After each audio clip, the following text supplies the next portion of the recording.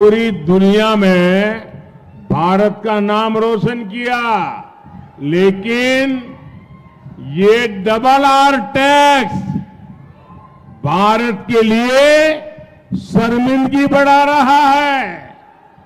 इस double R tax की तेलंगाना में हर तरफ चर्चा है कि तेलंगाना के जो उद्योगपति हैं, जो ठेकेदार हैं, उनको कुछ परसेंट डबल आर टैक्स पिछले दरवाजे से देना पड़ रहा है। आरोप है कि यहां टोटल जितनी वसूली होती है उसमें से एक खास हिस्सा डबल आर टैक्स के तौर पर काला धन दिल्ली जाता है। मुझे पता है आप सब ये डबल आर टैक्स से बहुत ही त्रस्त है। मुझे ज्यादा विस्तार में जाने की जरूरत नहीं है। आप समझ गए होंगे ये डबल आर कौन है। మిత్రులారా, తెలంగాణ సినీ పరిశ్రమలో త్రిబుల్ ఆర్ అనే సినిమా సూపర్ హిట్ అయిన విషయం మనందరికీ తెలిసిందే.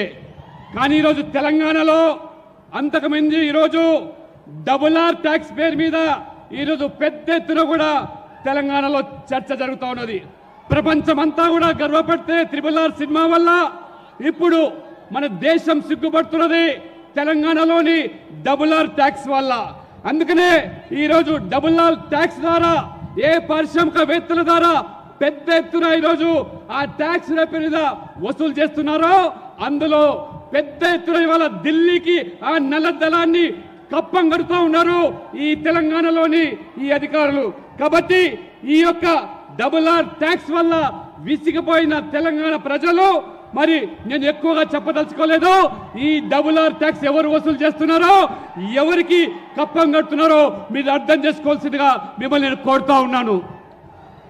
भाइयों बहनों, अगर आपने ये डबल आर टैक्स पर लगाम नहीं लगाई तो ये 5 साल में आपको ऐसा बर्बाद कर देगा, तेलंगाना फिर खुदा खड़ा नहीं हो पाएगा। पहले टीआरएस बीआरएस ने तेलंगाना को बर्बाद कर दिया, अब ये डबल आर वो भी बर्बाद करेगा। और इसलिए उसको लगाम लगाने के लिए इस बार तेलंगाना से सभी भाजपा को जिता करके दिल्ली भेजो तो वो डरेगा और लगाम रहेगी। మిత్రులారా, ఈ ప్రభుత్వం ఏదైతే కొత్త పంత ఎంచుకున్నదో డబుల్ ఆర్ ట్యాక్స్ పేరు మీద తెలంగాణను దోచుకుంటున్నది కాబట్టి తెలంగాణ పూర్తిగా వినాశనమయ్యే ప్రమాదం ఏర్పడుతున్నది. గతంలో బీఆర్ఎస్ కూడా ఏ రకంగా అవినీతికి పాల్పడి రాష్ట్రాన్ని దోచుకున్నదో, బీఆర్ఎస్ కాంగ్రెస్ ఇద్దరు తోడు దొంగలే, ఒక గూటి పక్షులే. కాబట్టి ఈ తెలంగాణ ప్రజలు విముక్తి కావాలంటే బీజేపీని గెలిపించాలి. త్వరలో తెలంగాణలో పెద్ద ఎత్తున బీజేపీ అభ్యర్థులను గెలిపించి తెలంగాణను ఆదుకోవాల్సిందిగా మీతో నేను విజ్ఞప్తి చేస్తా ఉన్నాను. साथियों, कांग्रेस पार्टी ने आपको लूटने के लिए एक और नया तरीका निकाला है। अगर कांग्रेस सरकार बनी तो ये लोग इनहेरिटेंस टैक्स लाने की बात कर रहे हैं, यानी आपकी जीवन भर की कमाई, आपने जो बचा करके रखा है, जिंदगी भर मेहनत करके जो कमाया है, और आपकी इच्छा है कि मरने के बाद ये आपकी संपत्ति, आपने जो कमाया है वो आपके संतानों को मिले, लेकिन कांग्रेस ऐसा टैक्स लाने वाली है कि अब आपने जो कमाया है वो पूरा का पूरा आपके बच्चों को नहीं दे सकेंगे। आधे से ज्यादा 55% ये कांग्रेस ने वसूल करने की योजना बना ली है। आपको कांग्रेस के इन खतरनाक इरादों से सावधान रहना है।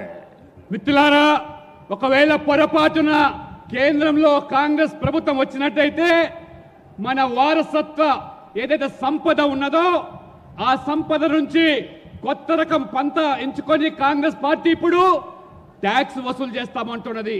అది 55% మన సంపద నుంచి మన పిల్లలకు దక్కకుండా ఇవాళ కాంగ్రెస్ దాన్ని కాజేసేదానికి కుట్రలు కుతంత్రాలు పన్నుతా ఉన్నది.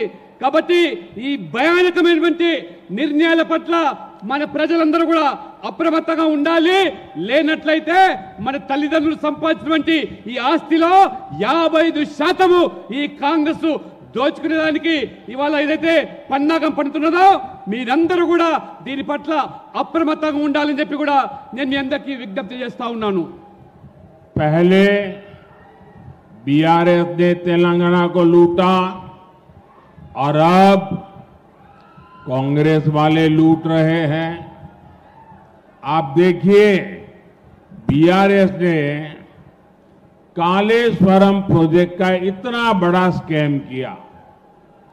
जब कांग्रेस विपक्ष में थी तो सरकार बनने के बाद इसकी जांच करने की बातें कर रही थी, लेकिन जैसे ही सरकार बनी कांग्रेस कालेश्वरम स्कैम की फाइलें दबाकर बैठ गई।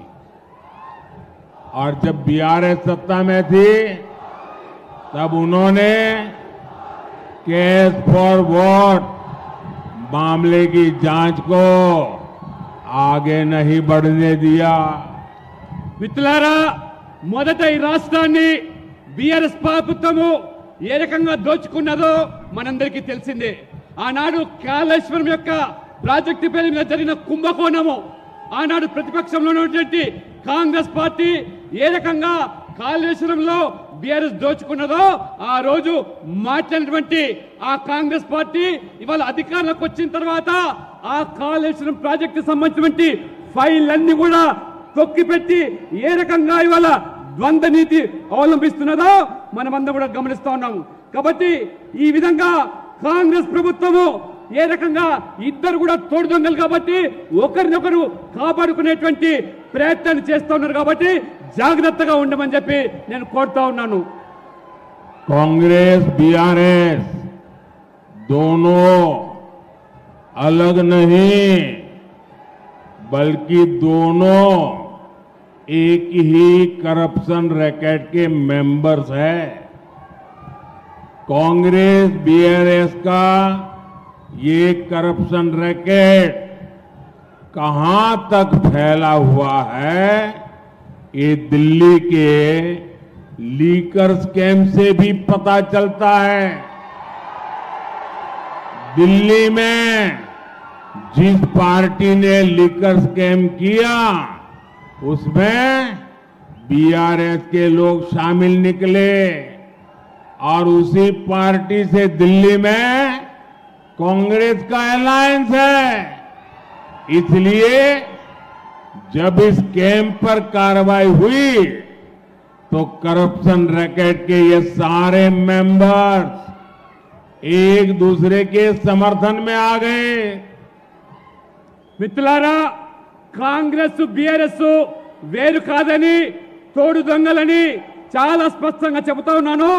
ఎందుకంటే ఈ కాంగ్రెస్ బీఆర్ఎస్ రెండు కూడా ఈ ర్యాకెట్ కమిటీలో ఇద్దరు కూడా సభ్యులే.